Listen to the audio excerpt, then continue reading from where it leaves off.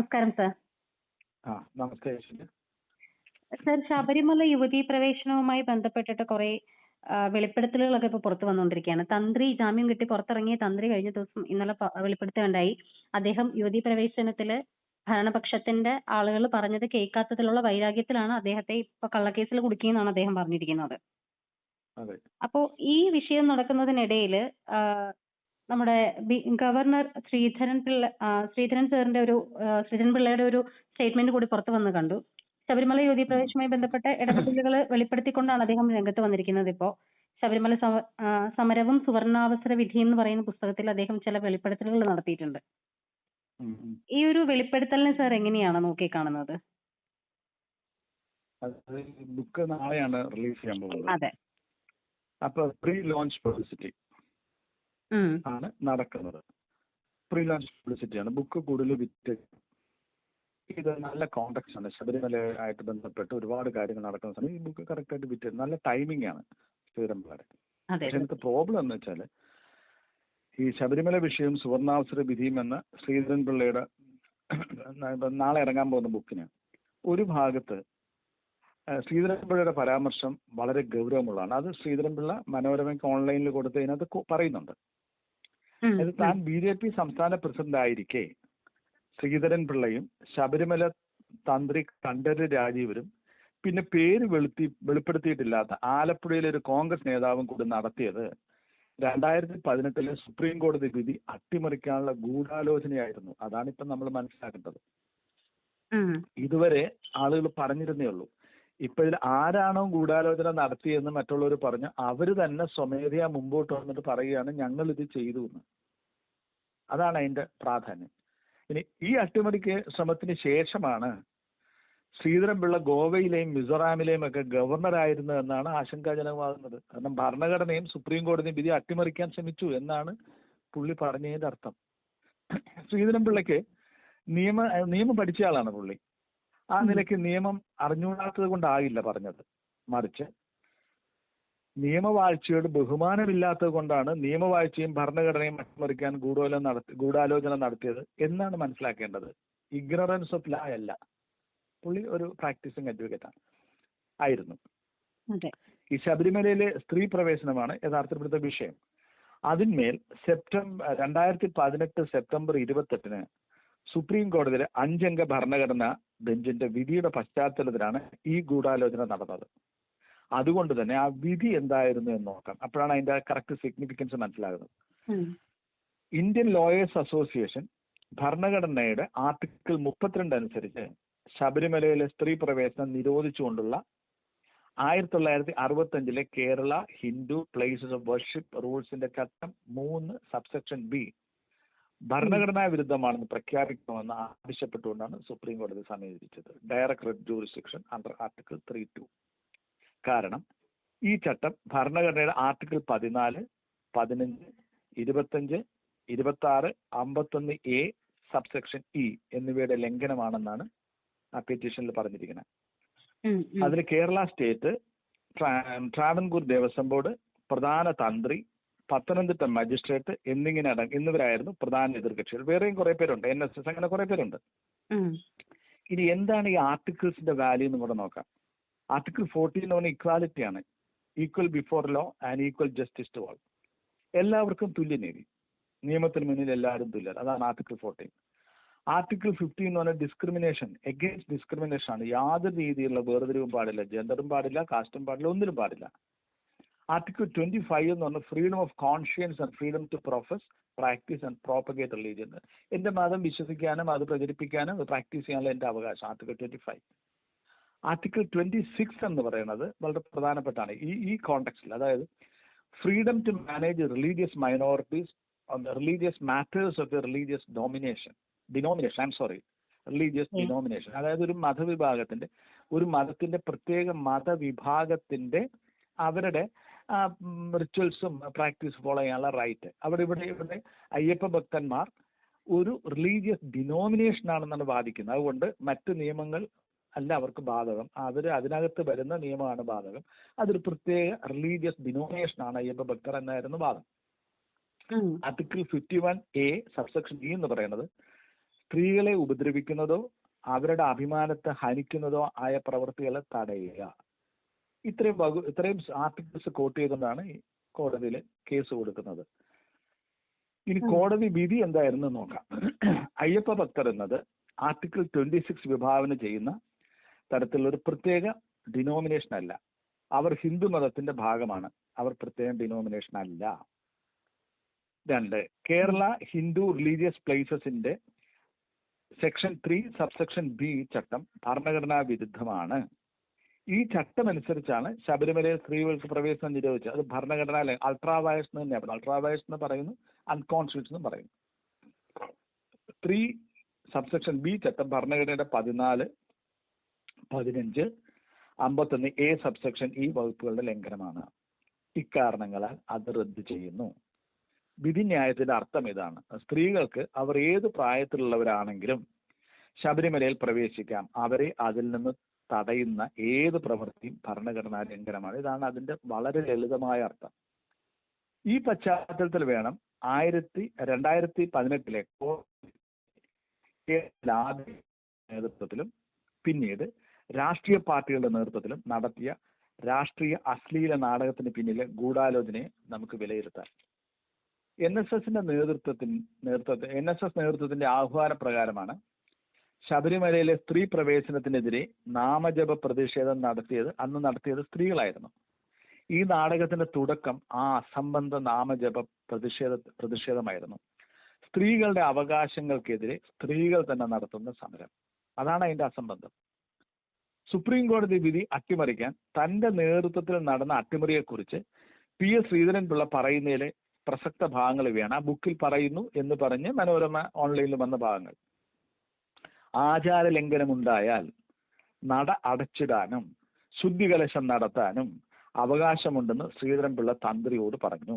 1. 2, supreme കോടതി തന്ത്രിയോടോ മറ്റോ പ്രത്യേക ഉത്തരവ് വഴി നിർദ്ദേശം നൽകാത്ത സ്ഥിതിക്ക് കോടതി അലക്ഷ്യ കേസെടുക്കാൻ ആവില്ലെന്ന് ശ്രീധരൻപിള്ള തന്ത്രിക്ക് ഉറപ്പ് നൽകി. ഒരു അഡ്വക്കേറ്റാണ് ഇത് പറയണത്.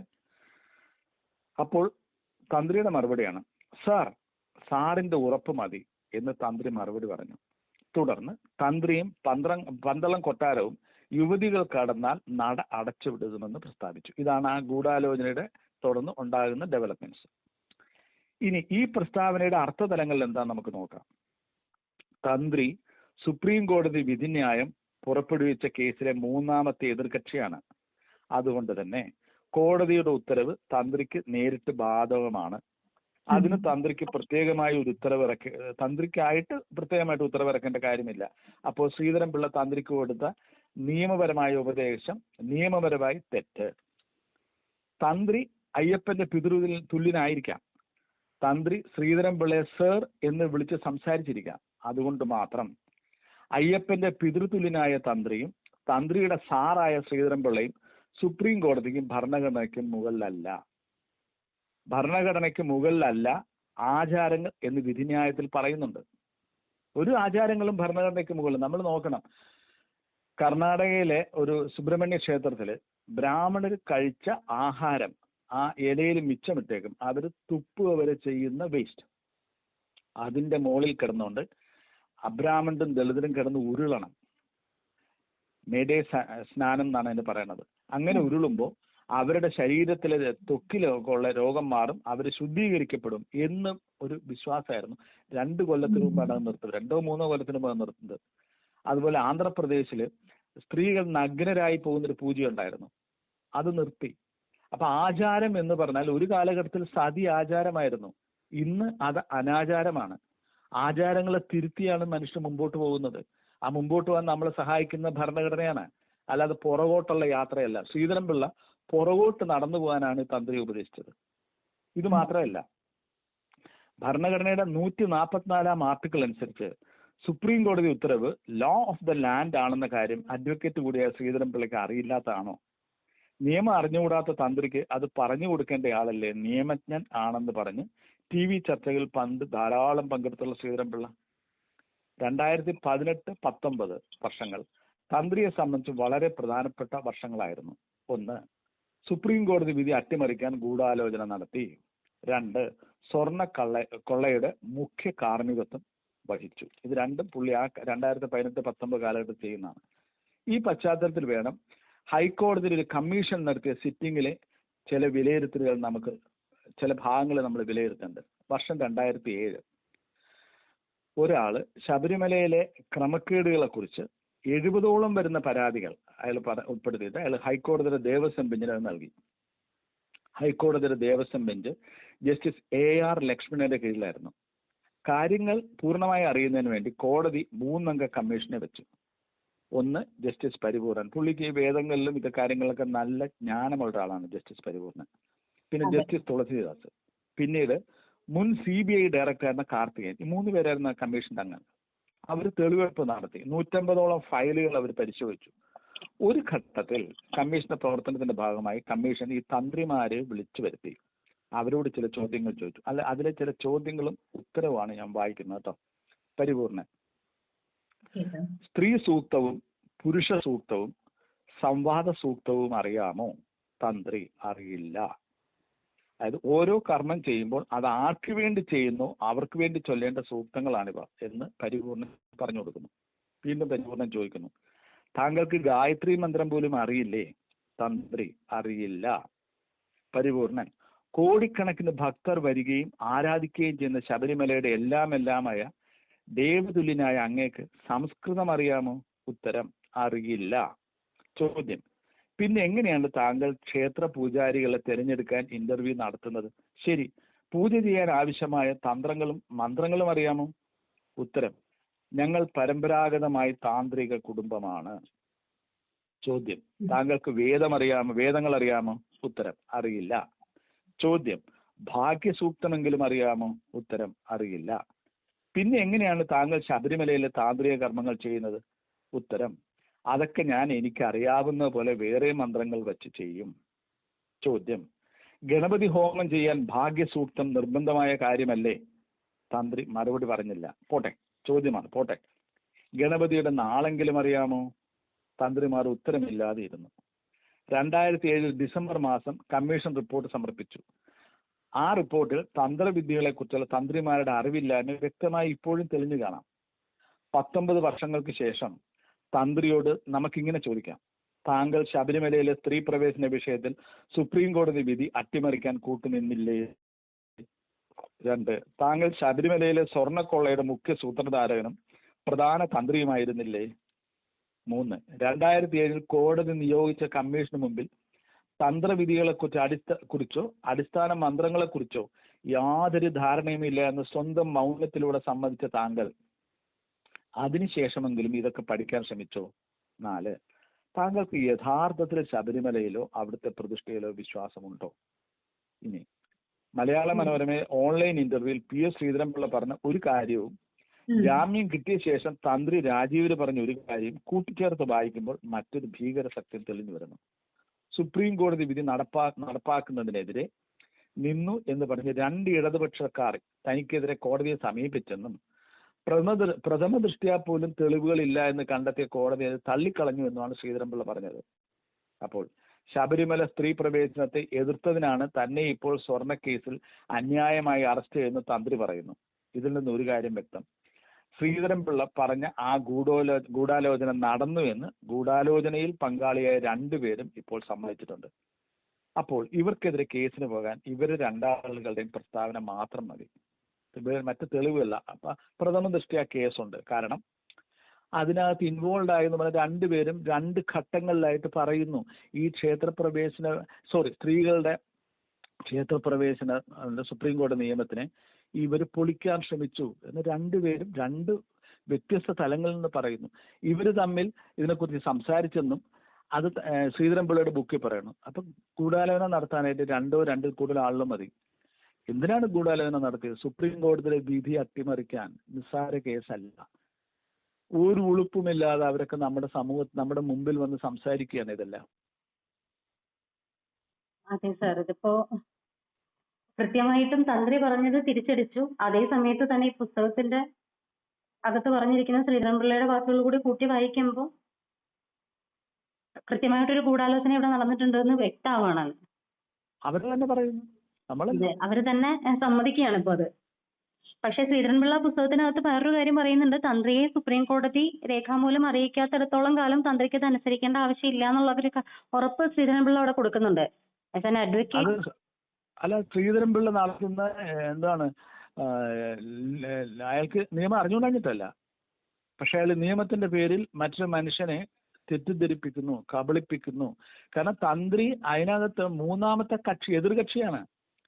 അപ്പൊ എതിർകക്ഷിക്ക് നോട്ടീസ് അയക്കില്ലേ സുപ്രീം കോടതി? എതിർകക്ഷിയുടെ വാദങ്ങൾ അവിടെ അവതരിപ്പിക്കില്ലേ? അത് തള്ളിക്കളഞ്ഞിട്ടല്ലേ ഒരു വിധി വരുന്നത്. ആ വിധി വരുമ്പോൾ എതിർകക്ഷിയായിട്ട് ബാധകമല്ലേ? പ്രത്യേകിച്ച് കത്ത് കൊടുക്കണോ? തീർച്ചയായിട്ടും സർ. അപ്പോ ലീഗലി അതങ്ങനെ തന്ത്രി അറിയിക്കേണ്ട ആവശ്യമില്ല സുപ്രീം കോടതി. എന്തിനാ? അതായത് തന്ത്രി 8 9 എതിർകക്ഷികളുണ്ട്. ഒന്നാമത്തെ എതിർകക്ഷി സ്റ്റേറ്റ് ഓഫ് കേരള, രണ്ടാമത്തെ എതിർകക്ഷി ട്രാവൻകൂർ ദേവസ്വം ബോർഡ്, മൂന്നാമത്തെ എതിർകക്ഷി തന്ത്രി, നാലാമത്തെ അവിടുത്തെ Pathanamthitta district magistrate. Even otherwise തന്ത്രി എന്ന് പറയുന്നത് ദേവസ്വം ബോർഡിന്റെ ഒരു തൊഴിലാളി, ഒരു ജോലിക്കാരനാണ്. ദേവസ്വം ബോർഡ് അയാൾക്ക് വർഷത്തില് അയാൾക്ക് പൈസ ശമ്പളം കൊടുക്കുന്നുണ്ട്. ദേവസ്വം ബോർഡിന്റെ നിയമം അനുസരിച്ച് പ്രവർത്തിക്കാൻ അയാൾ ബാധ്യസ്ഥനായ ഒരു ഉദ്യോഗസ്ഥനാണ് അയാൾ. ദേവസ്വം ബോർഡിന് ഒരു എതിർകക്ഷിയാണ്, തന്ത്രി ഒരു എതിർകക്ഷിയാണ്. അതായത് കോടതിയിൽ ഇവരെല്ലാം സത്യവാങ്മൂലങ്ങൾ സമർപ്പിച്ചിട്ടുണ്ട്. ഈ സത്യവാങ്മൂലങ്ങളെ തള്ളിക്കളഞ്ഞിട്ടാണ് വളരെ ലോങ് ആയിട്ട് ജഡ്ജ്മെന്റ് ആണത്. ആ ജഡ്ജ്മെന്റ് ഇത് മുഴുവൻ തള്ളിക്കളയുന്നത്. അതിന്റെ അർത്ഥം എന്താണ്? ജഡ്ജ്മെന്റ് ഇതിലെ എതിർകക്ഷികൾക്ക് കൃത്യമായി അവർക്ക് കിട്ടിയല്ലേ, അവരോടും കൂടെ അല്ലേ ഈ ഉത്തരവ് വരുന്നത്. അതിന് പ്രത്യേകിച്ച് എഴുതി കൊടുത്ത് അറിയിക്കണോ? എന്ത് നിർദ്ദേശമാണ് ഈ കൊടുക്കണമെന്ന്? അത് നിങ്ങൾ എന്തും ചെയ്തോ നമുക്കത് പിന്നെ കാണാമെന്നുള്ളതാണ്. ഒരു അട്ടിമറിയാണ് നടക്കുന്നത്. കോടതി വിധിയെ അട്ടിമറിക്കുന്നു, ഭരണഘടനയെ അട്ടിമറിക്കുന്നു. അതിന് ഇയാളൊരു നിയമജ്ഞന്റെ പുറത്താണ് നമ്മുടെ മുമ്പിൽ TV ചർച്ചയ്ക്ക് വന്നിരിക്കുന്നത്. Either he's ignorant of law or he's distorting the law, he's raping the law. ഇതിലേതോ ഒന്നാണ്. Exactly sir. അതായത് തന്നെ മറുപടി പറയണ്ടേ? അതെ, തീർച്ചയായിട്ടും. Thank you sir. Thank you so much. Okay.